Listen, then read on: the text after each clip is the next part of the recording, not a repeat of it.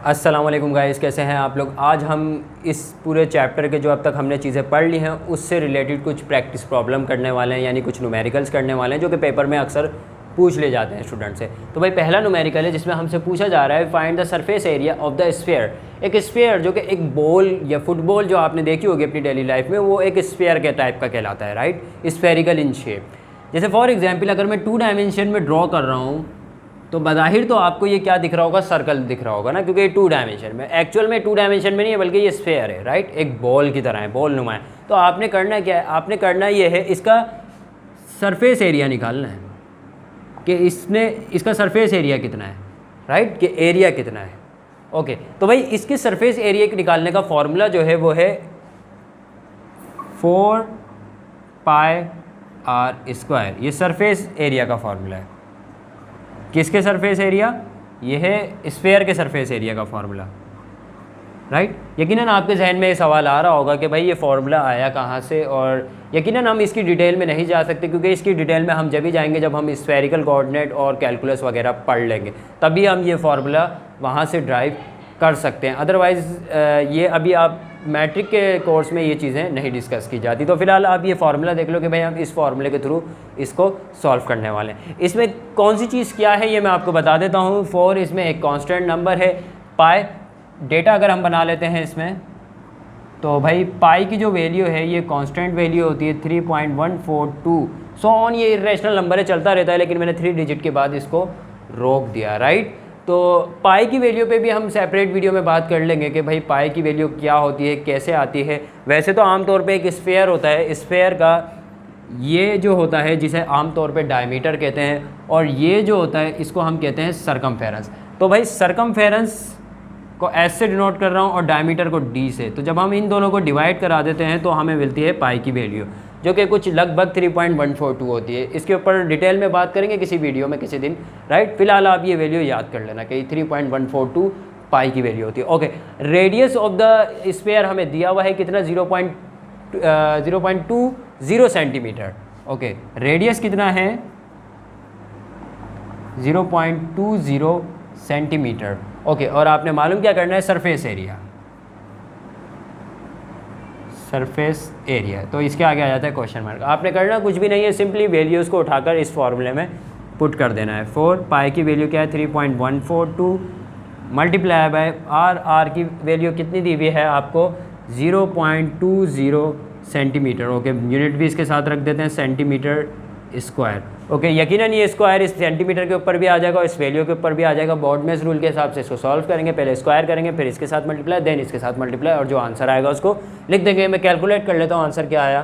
तो भाई मैंने ये कैलकुलेट कर लिया था पहले से ताकि टाइम बच जाए हमारा, और आंसर हमारा आया है 0.50265482। ओके, काफ़ी लंबा चौड़ा आंसर है। अभी भी मेरी वैल्यू रुक नहीं रही थी लेकिन मैंने ज़बरदस्ती रोक दी यहाँ पर, राइट।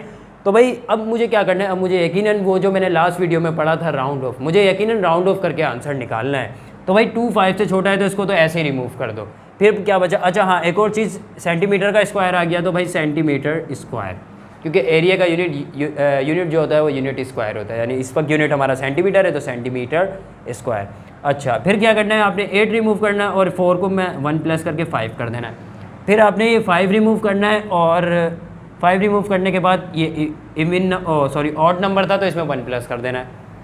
फिर 6 रिमूव करके इसको 7 कर देना। भाई कब तक राउंड ऑफ करना है, तो भाई जब तक राउंड ऑफ करना है तब तक आपके जो सिग्निफिकेंट फिगर थे वैल्यू में, जैसे इसके सिग्निफिकेंट फिगर कितने थे, 4, इसके कितने थे, 3। वैसे एक मेजर हमने ये चीज़ की भी थी, राइट, रेडियस। तो इसके सिग्निफिकेंट फिगर 3 थे ना, तो आंसर भी आपका 3 सिग्निफिकेंट फिगर्स में ही आना चाहिए, जो कि हमने सिग्निफिकेंट फिगर्स में ये बात डिटेल में पढ़ी थी, राइट। तो इसका मतलब यहाँ तक हमें इसको लेकर आना है। फिर 7 रिमूव करो, ये हो जाएगा 3, और फिर लास्ट में 3 रिमूव करो, जो कि आगे कुछ भी ऐड नहीं होगा। अब इसके 3 सिग्निफिकेंट फिगर्स बन रहे हैं, तो इसका मतलब हमारा जो आंसर है वो कुछ ये हो गया, सरफेस एरिया आ गया किसका, स्फीयर का हमारे पास, राइट। इसका नेक्स्ट क्वेश्चन देख लेते हैं। ओके, तो गाइस हमारा सेकंड क्वेश्चन है find the volume of a rectangular box whose dimension are. हमें क्या करना है, वॉल्यूम मालूम करना है। वॉल्यूम का मतलब ये है कि इस रेक्टेंगुलर बॉक्स ने स्पेस के अंदर कितनी जगह घेरी हुई है। अच्छा, उस रेक्टेंगुलर बॉक्स की जो लेंथ है वो 2 सेंटीमीटर है, ब्रेथ जो है वो 1.5 सेंटीमीटर है, और हाइट जो है वो 1 सेंटीमीटर है। इसका मतलब वो रेक्टेंगुलर बॉक्स कुछ इस टाइप का है,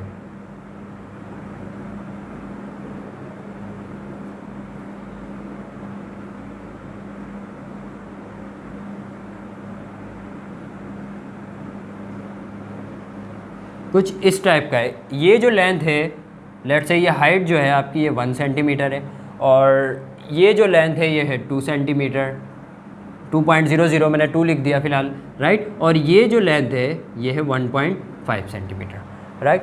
अब आप जब इन तीनों लेंथ को आपस में मल्टीप्लाई कराओगे, यकीनन पता चल जाएगा इस बॉक्स ने कितनी जगह घेरी हुई है, इस रेक्टेंगुलर बॉक्स ने स्पेस के अंदर कितनी जगह घेरी हुई है। ये इसका वॉल्यूम कहलाता है, हजम कहलाता है, कितनी जगह घेर रखी है।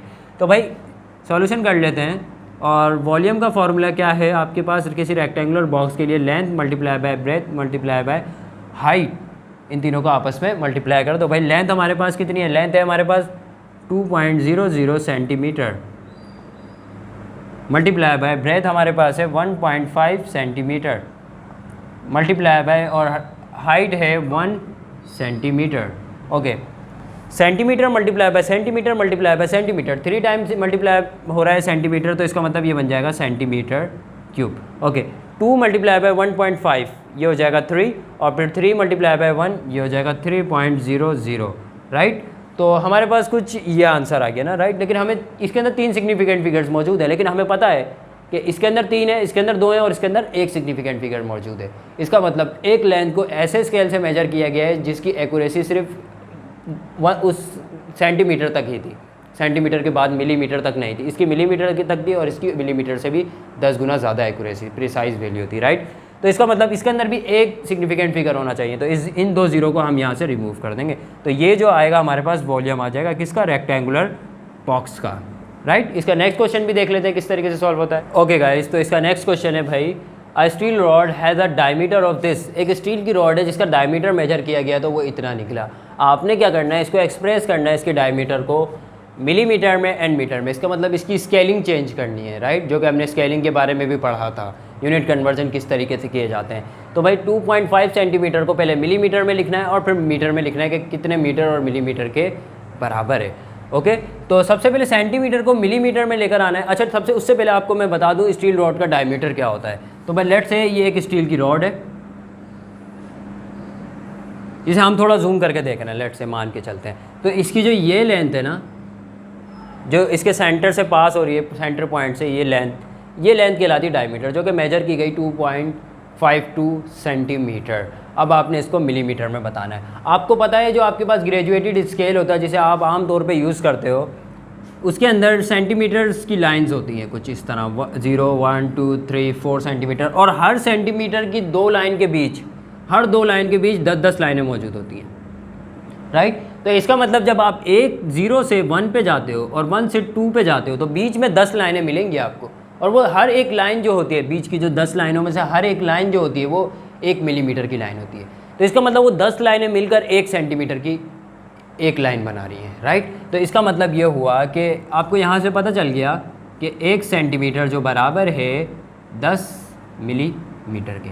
तो काफ़ी सिंपल हो गई कैलकुलेशन। आपने किसके लिए कैलकुलेशन करनी है, 2.52 सेंटीमीटर के लिए ना। आप मल्टीप्लाई करा दो 2.52 से, 2.52 multiply by 2.52 on both side, दोनों साइड पे मल्टीप्लाई करा दिया। तो इधर की साइड पे मल्टीप्लाई कराएंगे तो 1 मल्टीप्लाई होकर यही बन जाएगा 2.52, और जब इधर कराएंगे तो ये बन जाएगा 25.2 मिलीमीटर। तो लो भाई, आपने इसकी रॉड को सेंटीमीटर की लेंथ से मिलीमीटर की लेंथ में ले गए। अब आपने क्या करना है, इसको मीटर की लेंथ में लिखना है कि भाई ये मीटर की लेंथ में क्या कहलाएगी। आप लोगों को पता है कि भाई 1 मीटर में, ये बात हमने पहले भी की थी, 100 सेंटीमीटर होते हैं, राइट। 1 मीटर में 100 सेंटीमीटर होते हैं। तो जब मैं इस 100 को यहाँ से यहाँ डिवाइड में फेंक दूंगा, ये आ गया डिवाइड में, या फिर ये कह लो कि मैं दोनों तरफ 100 से डिवाइड करा लिया तो यहाँ 1 बच जाएगा और यहाँ 1 के नीचे 100 आ गया। तो 1/100 मीटर बराबर है 1 सेंटीमीटर के, राइट। लेकिन आपको कितने सेंटीमीटर के लिए चाहिए, 2.52 सेंटीमीटर के लिए चाहिए। तो दोनों तरफ मल्टीप्लाई करा दो 2.52 सेंटीमीटर से, ये हो जाएगा 2.52 सेंटीमीटर। तो multiply by 2.52 on both side. तो मैं इसको इस तरफ लिख देता हूँ, राइट। मल्टीप्लाई होने के बाद ये कुछ ये आ जाएगा, और ये है सेंटीमीटर। और सिमिलरली जब इस 1 से मल्टीप्लाई होगा तो ये भी क्या हो जाएगा 2.52 मीटर। लेकिन ये जो 100 है इसको मैं लिख सकता हूँ 10 की पावर 2, और ये 10 की पावर 2 डिवाइड में ना ये ऊपर आके क्या हो जाएगी 10 की पावर -2 मीटर। तो इसका मतलब ये हुआ कि 2.52 सेंटीमीटर 2.52 एक्सपोनेंशियल -2 मीटर के बराबर है। तो इस तरीके से अगर कन्वर्जन करने के लिए आ जाएँ तो आपने एग्जाम में बिल्कुल इसी तरीके से सॉल्व करना है। बट शर्त ये है कि आपको ये वाली बातें पता होना चाहिए कि 1 सेंटीमीटर कितने मिलीमीटर के बराबर है, 1 मीटर कितने सेंटीमीटर के बराबर है, 1 डेसीमीटर कितने सेंटीमीटर या कितने मिलीमीटर के बराबर है या कितने किलोमीटर के बराबर है। ये सारी चीज़ें आपको पता होनी चाहिए। और ये सारी चीज़ें पता होने के लिए मेरी इससे पहले वाली जो वीडियो थी उसमें मैंने सारी बातें डिटेल में की हैं, राइट। मैं इस वीडियो के लिंक में उसका इस वीडियो के डिस्क्रिप्शन में उसका लिंक डाल दूंगा, आप उसको देख लेना सकून से, उसके बाद इन चीज़ों को सॉल्व करने बैठना। इसका नेक्स्ट क्वेश्चन देखते हैं। ओके गाइस, तो हमारा नेक्स्ट क्वेश्चन है the mass of calorimeter is 36.35 gram, express the mass in milligram, microgram and kilogram. कि कैलोरीमीटर का मास जो ग्राम में दे दिया गया है, आपने इसको मिलीग्राम, माइक्रोग्राम और किलोग्राम में मेजर करना है, मतलब बताना है कि वो इस स्केल में ले जाया जाएगा तो वो कितने के बराबर है। तो आपको याद होगा कि हमने इससे पहले वाली वीडियो में पढ़ा था कि भाई 1 ग्राम जो है, जिसे आप 1 ग्राम कहते हो, उसके अगर 1000 टुकड़े कर दो तो उसका हर एक टुकड़ा 1 मिलीग्राम कहलाएगा। और 1000 टुकड़े करने का मतलब 1000 से डिवाइड करा रहे हो, 10 की पावर 3 से डिवाइड कराओगे तो वो ऊपर आगे क्या हो जाएगी, 10 की पावर -3 ग्राम।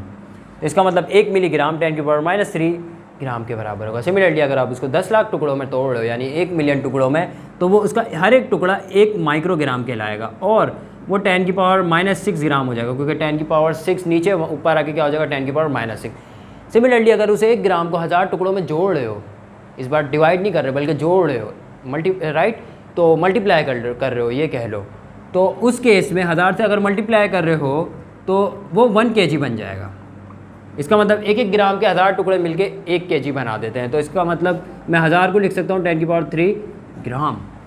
और अगर 1000 की जगह अगर आप 10 लाख टुकड़ों को जोड़ दो, कुछ 10 की पावर 6 ग्राम को जोड़ दो, तो वो बन जाएगा आपके पास 1 मेगाग्राम, राइट। ये बड़ी इंपॉर्टेंट थी, ये हमने पढ़ी थी इससे पहले वाली वीडियोस में, राइट। उस वीडियो का लिंक मैं इसकी डिस्क्रिप्शन में दे दूंगा ताकि आप उसको देख सको। तो इसको यूज़ करके हम इन प्रॉब्लम्स को सॉल्व करने वाले हैं। तो भाई पहला क्या है, आपको ग्राम से मिलीग्राम में लेके जाना है। और आपको पता था कि आपने 1000 टुकड़ों में जब 1 ग्राम को तोड़ा था तो वो किस में बना था, मिलीग्राम में कन्वर्ट हुआ था, क्योंकि 1000 से डिवाइड होकर 10 की पावर -3 बनी थी। तो इसका मतलब ये हुआ कि 1000 मिलीग्राम 1 ग्राम के बराबर है, क्योंकि 1 ग्राम को ही 1000 टुकड़ों में तोड़ा था। इसका मतलब वो 1000 टुकड़े मिलके वापस से वो 1 ग्राम बना देंगे। यहाँ पर आपको 36.35 ग्राम चाहिए ना, मल्टीप्लाई करा दो, 36.35 से इसके साथ मल्टीप्लाई करा दिया, यहाँ भी वो 36.35 मल्टीप्लाई हो जाएगा। इस 1000 को मैं लिख सकता हूँ 10 की पावर 3, राइट, मिलीग्राम, और मल्टीप्लाई बाय किससे, 36.35 से। सिमिलरली आप इस एक पॉइंट को यहाँ की तरफ शिफ्ट कर दो, 3.6 एक्सपोनेंशियल 4 मिलीग्राम बराबर हो जाएगा 36.35 ग्राम के। तो ये लो भाई, पहली चीज़ तो आपने बता दी कि 36.35 ग्राम जो है इतने मिलीग्राम के बराबर। सेकंड में कह रहे हैं माइक्रोग्राम के बराबर अगर पता करना हो तो किस तरीके से करेंगे। तो बड़ा सिंपल है, आपने जब 10 लाख टुकड़ों में तोड़ा था तो उसका हर एक टुकड़ा 1 माइक्रोग्राम का था, कुछ ये रहा 1 माइक्रोग्राम का था। तो उन 10 लाख टुकड़ों को अगर आप जोड़ दो वापस से, यानी 10 की पावर 6 माइक्रोग्राम के जो टुकड़े थे उनको जोड़ दो तो वापस से 1 ग्राम बन जाएगा। फिर से इस नंबर को इसी नंबर के साथ मल्टीप्लाई करा दो ताकि ये 1 ग्राम से 36.35 ग्राम बन जाए। तो ये बन गया 36.35 ग्राम। ओके, और इस तरफ क्या आ जाएगा, 36.35 एक्सपोनेंशियल 6 माइक्रोग्राम। तो ये लो भाई, ये इसका आंसर भी आ गया। बड़ा सिंपल था ये क्वेश्चन। सिमिलरली अगर आपको किलोग्राम में कन्वर्ट करना हो तो ये भी बड़ा सिंपल है, क्योंकि जब आपने 1000 टुकड़ों में जोड़ा था तो वो 1 kg बना था। तो इसका मतलब ये है कि 1 kg जो है वो 1000 ग्राम के बराबर है। और आपको तो 36.35 ग्राम चाहिए ना, तो इसका मतलब यहाँ भी 1000 से डिवाइड कराओ और यहाँ भी 1000 से डिवाइड कराओ, ताकि ये क्या बन जाए, 1 ग्राम बन जाए। और ये क्या बन जाए, 10 की पावर -3 kg बन जाए, क्योंकि 10 की पावर 3 ऊपर जाके 10 की पावर -3 हो जाएगा। अब मल्टीप्लाई करा दो 36.35 से दोनों तरफ, तो ये हो जाएगा 36.35 ग्राम और यहाँ पे हो जाएगा 36.35, राइट, एक्सपोनेंशियल -3 किलोग्राम। तो भाई इस तरीके से आपने कन्वर्जन कर देनी है अगर एग्जाम में पूछ ली जाए। इसका नेक्स्ट और आखिरी क्वेश्चन डिस्कस कर लेते हैं। ओके, इस चैप्टर का लास्ट न्यूमेरिकल है the time taking by an electron to complete one rotation about its nucleus is 0.5 exponential minus 18 second, convert it into minutes, hours, microsecond. इसका मतलब ये हुआ, आपको पता है केमिस्ट्री में पढ़ के आ रहे हैं आप लोग के सेंटर में न्यूक्लियस होता है, जिसके बारे में रदरफोर्ड ने बताया था हमें कि वो बहुत ज़्यादा उसकी डेंसिटी होती है और सेंटर में सारा का सारा मास होता है प्रोटॉन और न्यूट्रॉन के अंदर, और इलेक्ट्रॉन उसके अराउंड काफ़ी दूर डिस्टेंस पर ट्रैवल कर रहा होता है। ये इलेक्ट्रॉन है जो कि मूव कर रहा है नेगेटिव चार्ज के साथ, राइट। तो इस न्यूमेरिकल में कह रहे हैं कि जो इलेक्ट्रॉन है ये कंप्लीट रोटेशन कर रहा है, मतलब यहाँ से स्टार्ट हो रहा है तो एक बार यूँ घूमकर आने में कुछ इतना टाइम ले रहा है, 0.5 एक्सपोनेंशियल माइनस 18 सेकेंड, जो कि बहुत बहुत बहुत कम टाइम है। इसका मतलब ये हुआ अगर 1 सेकेंड के मैं 1 बिलियन टुकड़े कर दूँ, 1 बिलियन टुकड़े, और उस 1 बिलियन टुकड़े में से वो एक लम्हा निकालूँ या वो टुकड़ा निकालूँ और फिर उसके 1 बिलियन टुकड़े कर दूँ, तो ये कुछ लगभग वो टाइम है, राइट। कितना छोटा टाइम, तो इतना कम टाइम ले रहा है इलेक्ट्रॉन एक बार रिवोल्यूशन कंप्लीट करने में। आपने क्या करना है, इस सेकंड को मिनट्स में कन्वर्ट करना है, हार्स में कन्वर्ट करना है और माइक्रो सेकंड में कन्वर्ट करना है, राइट। तो जैसा कि आप जानते हैं कि 1 मिनट में आपको मिनट्स में कन्वर्ट करना है ना, आपको पता है 1 मिनट में 60 सेकेंड्स होते हैं, ये बात तो सिंपल सी है, राइट। तो इसका मतलब अगर मैं इसको भी 60 से डिवाइड कर दूं और इसको भी 60 से डिवाइड कर दूं तो 1/60 मिनट ये बराबर होंगे 1 सेकेंड से, क्योंकि 60 डिवाइड बाई 60 1 बचेगा। अच्छा, लेकिन मुझे कितने सेकंड चाहिए, इतने सेकंड ना, तो इस नंबर से यहाँ भी मल्टीप्लाई करा देते हैं और यहाँ भी मल्टीप्लाई करा देते हैं और देख लेते हैं क्या आंसर आया। तो इधर मल्टीप्लाई कराएंगे तो सिंपल 1 मल्टीप्लाई बाय दिस, यही नंबर आ जाएगा, इतने सेकंड, और इधर मल्टीप्लाई कराएंगे 1 से तो यही नंबर आएगा और इसको डिवाइड कराएंगे 6 से, तो देखते हैं क्या आता है। 0.5 एक्सपोनेंशियल माइनस 18 डिवाइडेड बाय 60, तो ये कुछ आंसर आ गया हमारे पास 8.33 एक्सपोनेंशियल माइनस 21 मिनट्स। ओके, तो भाई वो जो इतने सेकंड थे अगर आप उसको मिनट्स में कन्वर्ट करोगे तो वो आपके पास कुछ ये अमाउंट बन जाएगा। सिमिलरली आपने उसको हार्स में भी कन्वर्ट करना है, और आपको पता है एक हार कितने सेकंड के बराबर होता है, तो आपको पता है एक हार के अंदर 60 मिनट होते हैं और फिर हर 1 मिनट के अंदर 60 सेकंड मौजूद होते हैं, तो दोनों को मल्टीप्लाई कर देंगे, ये किस में आ जाएंगे, सेकंड के अंदर, राइट। तो मल्टीप्लाई करने के बाद ये आ जाएगा 3600, 36 2 0 ऐसे ही सेकंड और 1 हार। ओके, इसको भी 3600 से डिवाइड करा दो ताकि ये 1 बन जाए और इसको भी, तो ये 1 बन जाएगा ना, राइट। ये आ गया 1 सेकेंड, और ये कितना है 1 डिवाइडेड बाय 3600, और ये आ गया हार। ओके, अब इस 1 सेकेंड को इससे मल्टीप्लाई करा दो तो यहाँ पे ये वैल्यू आ जाएगी, और इसी को ही इससे भी मल्टीप्लाई कराओ, क्योंकि मैथमेटिक्स का रूल है कि जो काम एक जगह कर रहे हो इक्वालिटी की दूसरी तरफ भी वही काम करना है आपने, तो दोनों जगह मल्टीप्लाई करा देते हैं तो ये जो आंसर आएगा आपका हार में आएगा। तो मैंने पहले इससे मल्टीप्लाई करा के इसको इस तरफ लिख रहा हूँ, ये आ जाएगा 0.5 एक्सपोनेंशियल माइनस 18 सेकेंड, और जब इससे कराएंगे तो 1 से मल्टीप्लाई कराएंगे तो यही बन जाएगा, लेकिन 3600 से डिवाइड कराना पड़ेगा।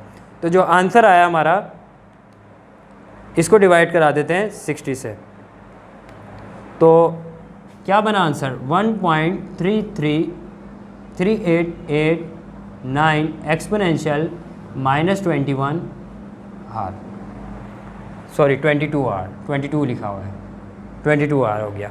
तो इसका मतलब वो जो टाइम था अगर आप उसको हार में कन्वर्ट कर रहे हो तो वो कितने कम हार हैं, यहाँ से देख के अंदाज़ा हो रहा है, एक्सपोनेंशियल माइनस 22 से अंदाज़ा हो रहा है। तीसरी चीज़ हमने उसको किस में कन्वर्ट करना है, माइक्रो सेकंड में, और आपको बताया था मैंने कि जब 1 सेकंड को 10 लाख सेकंड में तोड़ दो, सही, तो वो जो 10 लाख का एक लम्हा होगा वो एक लम्हा कहलाएगा 1 माइक्रो सेकंड, राइट। तो इसका मतलब जब आप वापस से उन 10 लाख लम्हों को जोड़ोगे तो वापस 1 सेकंड बन जाएगा, क्योंकि 1 सेकंड को 10 लाख लम्हों में तोड़ा था, तो 10 लाख माइक्रो सेकंड जो थे उनके वापस जोड़ने पे आपको 1 सेकंड मिल जाएगा, और इस 10 लाख को आप शॉर्ट वे में लिख सकते हो 10 की पावर 6, राइट। अच्छा, आपने कितने सेकंड देखने हैं, इतने सेकंड ना, तो इधर भी मल्टीप्लाई कराओ और दूसरे तरफ भी मल्टीप्लाई कराओ इसी नंबर से, तो इस तरफ क्या हो जाएगा और इस तरफ multiply by this microsecond. Okay, इन दोनों की बेस एक जैसी, 10 10 की बेस सेम है तो पावर ऐड कर लो। माइनस का 18 प्लस का 6 और ये हो जाएगा microsecond is equal to 0.5 exponential minus 18 second, right. और माइनस का 18 प्लस का 6 क्या बचेगा, माइनस का 12।